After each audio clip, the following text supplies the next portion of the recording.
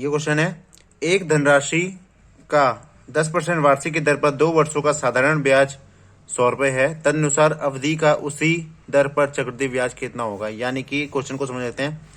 Principal हमें पता नहीं है, प्रिंसिपल तो हमें पता नहीं है, ठीक है, इसको मैं लिख देता हूँ, प्रिंसिपल हमें पता नहीं है। और एसआई 2 साल का जो साधारण ब्याज है एसआई वो हमें दे रखा है 100 रुपये। 2 साल का चक्रवृद्धि ब्याज भी हमें निकालना है, ठीक है। और टाइम हमें दे रखा है 2 वर्ष, ठीक है, टाइम हमें दे रखा है 2 साल। चलिए इसको देख लेते हैं। जब मैंने आपको बताया कि, और रेट भी दे रखा है हमें, यहाँ पे रेट भी दे रखा है 10%, ठीक है। तो जब मैंने आपको बताया है कि रेट अगर दिया हुआ हो 10%, इसकी फ्रैक्शन बनाओगे आप 1/10 हो जाएगी, क्योंकि 10% का मतलब हो गया 10/100, तो 1/10 आ जाएगा। और जब 2 साल के लिए बोला गया है, 2 वर्ष के लिए बोला गया है, तो जितने वर्ष के लिए बोला गया है उतनी आप पावर लगा दोगे आप। तो जैसे 10⁻², तो ये हमारा क्या हो जाएगा, 100 रुपये जो हो जाएगा वो हो जाएगा प्रिंसिपल, असली वाला प्रिंसिपल नहीं, मतलब मूलधन हो जाएगा ये, ठीक है, पी। तो 100 यूनिट को मैंने मान लिया मूलधन। अब चलिए थोड़ा हम 2 साल का पहले हम चार्ट बना लेते हैं, जैसे हमने चार्ट बनाना जो सीखा था। पहले साल क्या होगा, ये 100 रुपये है, पहले साल 10% ब्याज लगेगा, यानी कि 100 का 10% 10 रुपये। दूसरे साल क्या होगा, इस 100 पे तो लगेगा ही लगेगा 10 रुपये, जो पिछले साल 10 रुपये ब्याज पे कमाए थे उस 10 पे भी लगेगा 1 रुपये, ठीक है।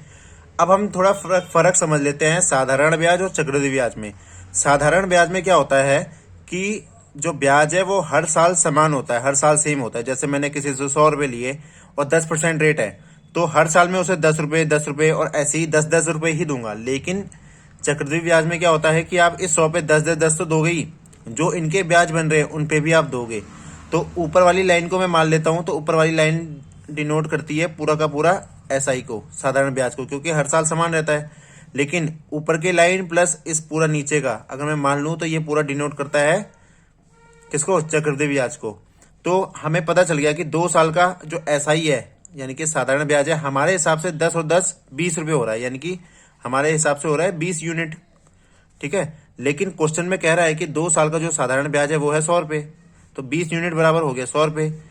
1 यूनिट की वैल्यू आपको पता है आ जाएगी 20 × 20, 20×5 100, 1 यूनिट की वैल्यू आ गई 5 रुपये, ठीक है। 1 यूनिट की वैल्यू आ गई 5 रुपये, और हमें बताना है कि 2 साल का चक्रवृद्धि ब्याज कितना होगा, ठीक है। तो हमें ये बताना है, तो हम क्या करेंगे, हमें पता है कि साधारण ब्याज में तो हो रहा है 20 यूनिट, तो और चक्रवृद्धि ब्याज में हो रहा है 10 10 और 1, यानी कि 21 यूनिट। अगर हम सीआई के हिसाब से देखेंगे तो 21 यूनिट, तो 21 गुणा 1 यूनिट की वैल्यू है 5, 21 गुणा 5, 21×5 105, ठीक है, 105 रुपये। सीआई जो आएगा वो हमारा वो आएगा 105 रुपये।